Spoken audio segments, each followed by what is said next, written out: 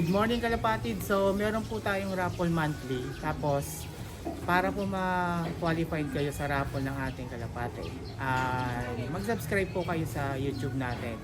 Pine Slope po yung ating YouTube channel. And then Pine Slope official naman po. Doon natin ira-raffle sa Facebook. Mag-subscribe po kayo sa dalawang page na yon para ma-qualified ang yung pangalan. Tapos, pag nakasubscribe na po kayo, i-comment po ninyo yung name para doon namin uhugutin yung pangalan na isasali namin sa raffle. Yun po, maraming salamat at mag-subscribe po tayo para maka-join po kayo sa raffle monthly. Salamat po.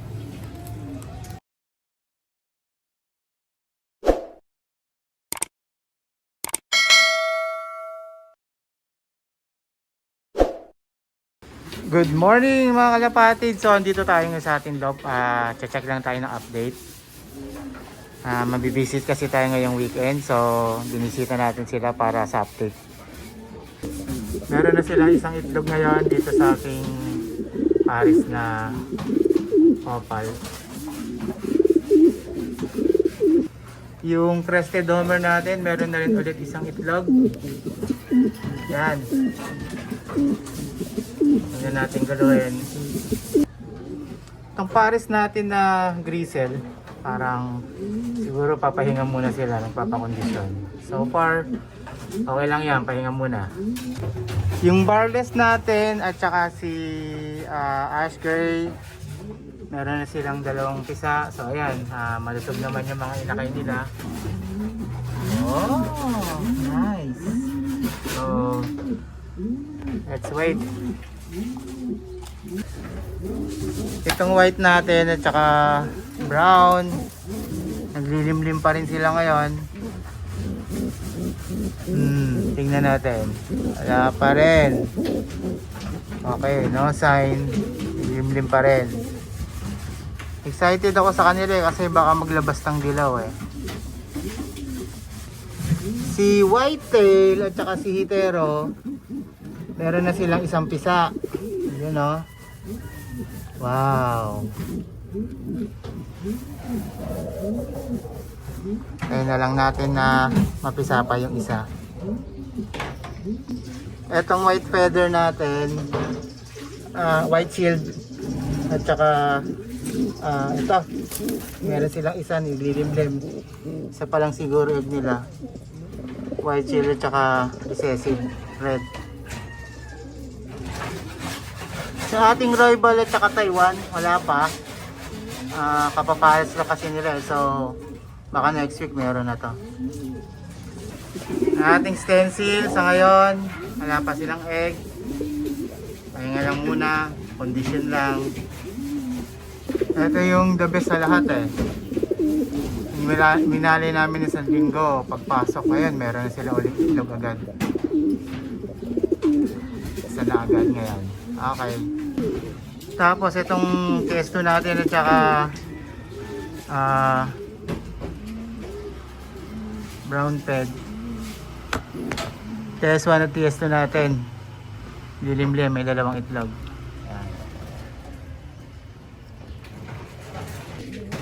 Itong ating yellow at saka brown shield parang wala pa rin So antayin na lang natin. Mukhang wala sa kondisyon Okay lang yan, pahinga lang. Yung yellow at saka red natin, I think meron na silang isa. Yan, may isa na nga, may bagong itlog. Okay na, sige na, hindi ko nagaguluhin yan. Okay, itong ating homer, for sure magpipisa na to next week yan. Nemetsi. Wow, okay, thank you. Dalawa pipisain ito. Sipag Itong ating recessive brown at saka white, wala pa rin. Kailang yan, mga bata pa naman sila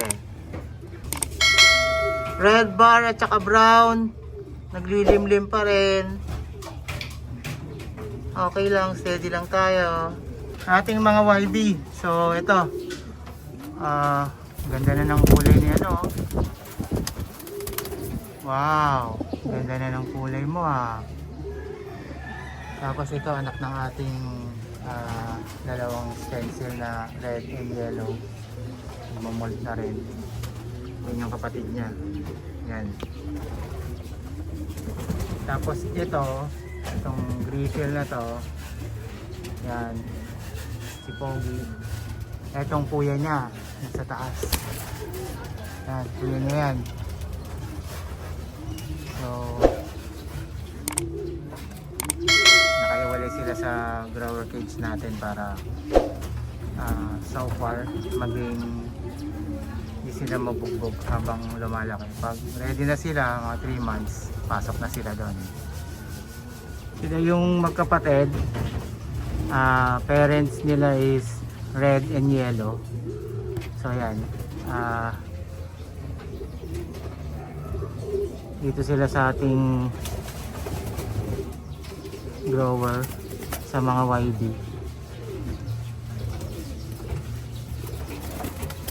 Si Maki, oh, ganda na ng kulay, purong-puro na tayo, Maki,